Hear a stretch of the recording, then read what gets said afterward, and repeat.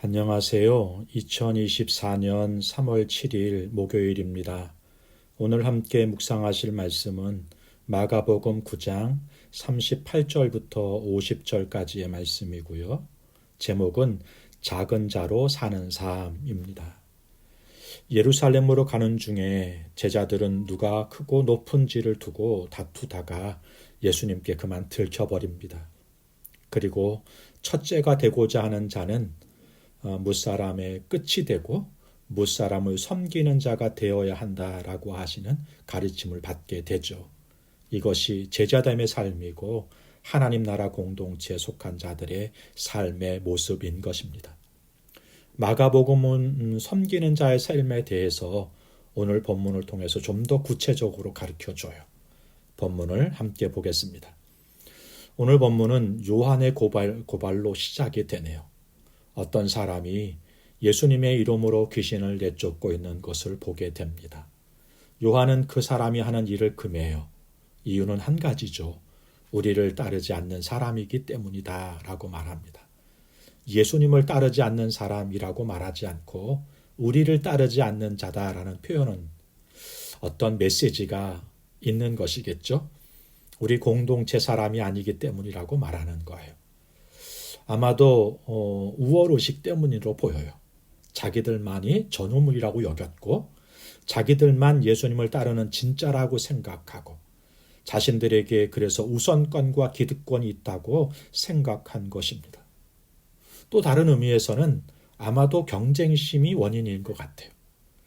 며칠 전에 자신들은 귀신을 쫓는 일에 실패했었습니다. 그런데 지금 다른 사람이 예수님의 이름으로 귀신을 쫓고 있는 거예요. 자신들이 못하는 일을 누군가 해가는 모습을 보면서 시기하고 경쟁의식이 생긴 것이죠. 예수님께서는 그들의 사역을 막지 말라 이렇게 말씀하세요. 제자들은 그 사람이 자기들 속에 속하지 않은 것을 문제 삼지만 예수님은 내 이름을 의탁하고 의지하며 사는 가가 기준이라는 사실을 보여줘요.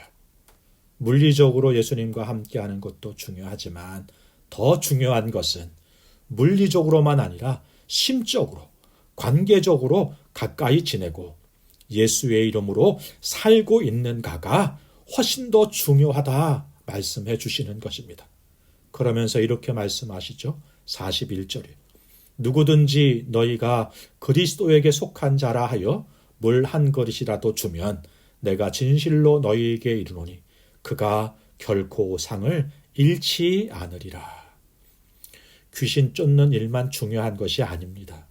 주의 이름으로 물 한 잔 나누는 것도 아주 작은 일이지만 우리 주님은 귀하게 여기시고 기억하신다 말씀하시는 거예요. 다른 사람의 선한 사역을 흠보고 흠을 찾기보다 수고한 그에게 물 한 잔 건네는 넓은 마음을 가지는 것이 이것이 상받는 일이다 말씀해 주시는 것이죠. 우리 공동체는 서로 다름을 인정하고 각기 다른 달란트와 재능을 가진 사람들을 격려하면서 한 길을 가는 동역자라는 의식, 동역자 의식을 가지고 살아가는 그런 공동체가 될 수 있었으면 좋겠습니다. 두 번째 단락이 42절부터 49절까지 말씀인데요. 죄의 유혹에 대해서 경고하시는 것입니다. 예수님은 제자들에게 작은 자를 배척하지 말라 권면하시죠. 제자들은 지금까지 자리를 놓고 다투고 있었어요. 이들에게 삼가야 할 일 중에 하나가 주변에 있는 믿음이 연약한 자들을 상심케 해서 믿음에서 떠나게 하는 일들을 삼가해야 한다 말씀하시는 것입니다. 믿음이 연약한 자들은 상황 때문에 잘 흔들리잖아요. 누군가에게 영향을 받기 쉽잖아요. 좋은 영향을 받아서 건강하게 자라가기도 하지만 반대로 실족하고 교회를 떠나기도 하죠. 바울은 누군가의 유익을 위해서 자신의 삶을 관제로 드릴지라도 기쁘다 이렇게 말하면서 자기 희생을 고백하고 있습니다. 바울은 한 사람이라도 더 살리고 구하기 위해서 이렇게 살았다 고백합니다.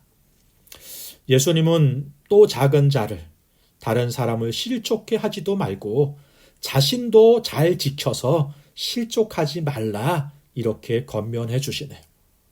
좀 과한 표현이 사용이 되죠. 만일 내 발이 너를 범죄하게 하거든 찍어버리라. 내 눈이 너를 범죄하게 하거든 빼어버리라. 내 손이 범죄하거든 잘라버리라. 실제로 그렇게 하라는 말씀이 아니라 그럴 정도로 죄의 유혹을 물리치고 잘라내라 말씀하시는 것입니다. 발을 자를 것이 아니라 죄의 유혹을 잘라내야 하고 눈을 뽑아버릴 것이 아니라 안목의 정욕을 빼버려야 하는 것입니다. 우리가 죄를 지을 때마다 이런 것들을 잘라버린다면 아마도 남아있을 게 없을 거예요. 남의 손과 발까지 잘라야 할 정도가 될 거예요. 그만큼 죄가 무겁고 무서운 것이고 지옥이 무섭고 험한 곳이라고 하는 말씀을 전해주시면서 상하게 하라는 말씀이 아니라 진짜 살리기 위해 살라 말씀하시는 것이죠. 우리는 하나님 나라를 소망하는 사람들이고 하나님 나라 공동체를 살아가는 사람들입니다. 그런 우리들에게 예수님께서 천국과 지옥을 말씀하시면서 마지막에 소금 비유의 말씀을 주시고 있는 거예요. 사람마다 불러서 소금 치듯함을 받으리라. 소금은 좋은 것이로되 만일 소금이 그 맛을 잃으면 무엇으로 이를 짜게 하리요. 너희 속에 소금을 두고 서로 화목하게 하시니라. 네, 불로 소금이 절여지듯이 번제 제물에 소금을 뿌리듯이 주를 따르는 삶의 고난과 고통이 있겠지만 주께 드려진 희생 제물로 살라 권면해 주시는 것이죠. 소금이 맛을 잃으면 쓸모가 없잖아요. 거룩하게 하고 맛을 살리는 소금이 돼서 공동체의 화목을 이루고 이웃을 살리는 그런 성도가 되시기를 주님의 이름으로 축복합니다. 기도하겠습니다. 좋으신 하나님 아버지, 교만과 우월함과 특권의식을 버리고 열린 마음, 열린 관계, 열린 공동체를 허락해 주옵소서. 악한 자들, 악한 죄의 유혹에는 단호하게 하시고 거룩한 공동체에서 작은 자로 거룩하게 하고 살아갈 맛을 소금 같은 희생적인 역할을 감당하면서 화목을 이루게 하여 주옵소서. 예수님의 이름으로 기도하옵나이다. 아멘.